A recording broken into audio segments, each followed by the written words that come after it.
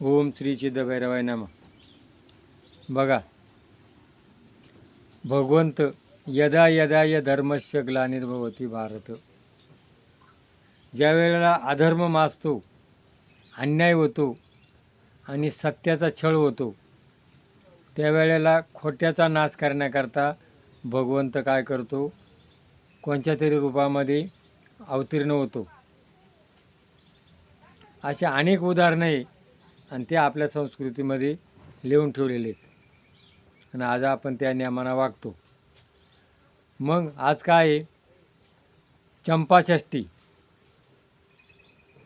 या चंपाषष्ठीला ज्या वेळेला कोण मारला होता, मणिमल्ल. आता मणिमल्ल दैत्य, आता काही गोष्टी काल्पनिक आहेत, काही गोष्टीचा अर्थ वेगळा आहे. ज्या वेळेला मनाचा अहंकार होतो, मन उन्मत्त होतं आणि त्या उन्मत्त मनाला स्थिर करण्याकरता जी काही उच्च विचारसरणी गेलेली असती, त्याचं नाव काय, अवतार.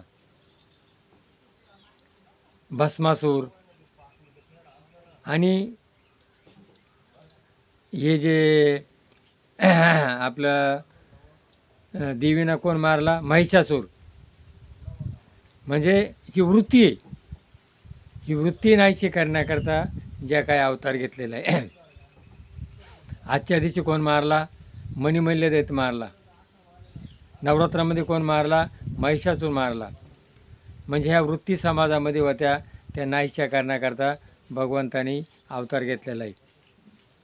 आता आपण काय करतो, देवाला नारळ फोडतो. त्याला किती डोळे असतात, 3 डोळे असतात. आता याचा आपण विचार केला का? बघा, ज्या टायमाला भस्मासूर हा एक भगवंत काय करतो आता, भस्म होता आणि भस्म शंकर काय करायचे, जे मेलेल्या माणसाचा भस्म राग घेऊन आणि ते अंगाला लावायचे. आता शंकर कुठे, स्मशान वाट्यात. तो काय करतो, हे बघ, विचार कर चांगला. शेवटी गाठ कोणाची, माझ्याची. कोणाची, शिवशंकराची. विष्णू काय करतो, ब्रह्म तयार करतो, विष्णू सांभाळतो आणि शंकर कोण करतो, नाश करतो. असे 3 देवते, उत्पत्ती, सांभाळ आणि लय. प्रत्येक जगामध्ये 3 गोष्टी आहेत, उत्पत्ती, लय, जन्म, मृत्यू, राहणं आणि मरणं.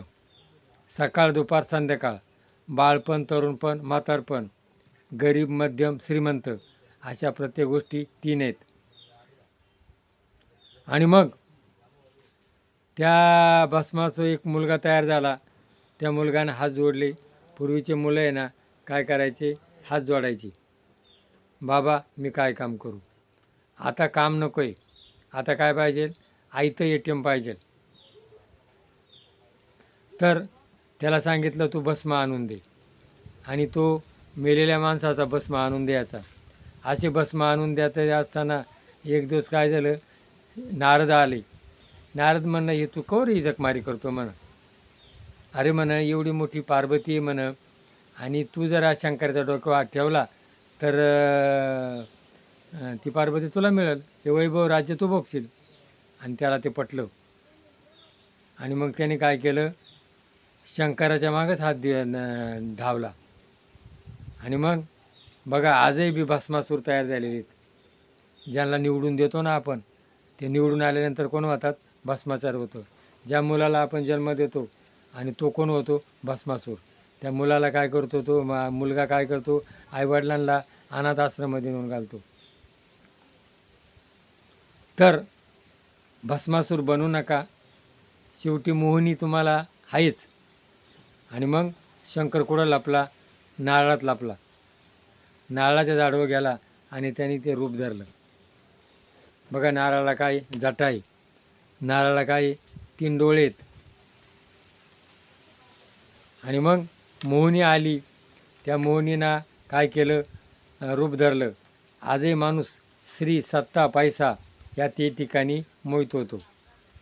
आणि मग म्हण माझ्याचे लग्न कर.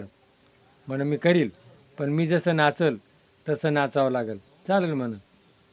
गुडघ्यावर ठेवला, कमरावर ठेवला, खांद्यावर ठेवला आणि डोक्यावर ठेवला. त्याला त्याचं भान नाही राहिलं. आजही आपल्याला भान नाही. आणि मग तो भस्म झाला. बघा, नारळ नारळ कोण आहे? शंकर आहे. म्हणून शंकराला काय वाहतात? बेल वाहतात आणि नारळ वाहतात. नारळ हे शंकराचं प्रतीक आहे. शंकराला नारळ फोडते नाही, त्याला नारळ वाहिलं जातं. अशी नारळाची कथा आहे. आणि आजची ही चंपाषष्ठी आहे. या चंपाषष्ठीला असे भगवंताने अनेक अवतार घेतले. आणि ही कथा जर आपल्याला आवडली असेल तर क्लिक करा, सबस्क्राईब करा. जय भैरवनाथ महाराज की जय.